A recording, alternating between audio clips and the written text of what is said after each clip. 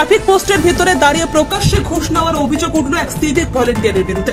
Viral হওয়া ভিডিওর ভিত্তিতে অভিযুক্ত সিভিক ভলেন্টিয়ার কানু রায়কে কাজ থেকে অব্যাহতি দেওয়ার পাশাপাশি কর্তব্যরত এক এএসআই কে ক্লোজ করলেন জলপাইগুড়ির পুলিশ সুপার উমেশ খান্ডবাহালে। জানা গেছে, দীর্ঘদিন ধরে জলপাইগুড়ি সদর ট্রাফিক পুলিশের অধীনে সিভিক ভলেন্টিয়ার হিসেবে কর্মরত ছিলেন কানু রায়। এদিন তার ডিউটি ছিল শহরের পোস্ট অফিস মোড়ে। অভিযোগ, সেই সময় এক বাইক চালককে উপযুক্ত কাগজপত্র না থাকার অজুহাতে থামিয়ে মোটা টাকা ঘুষ দাবি করেন তিনি।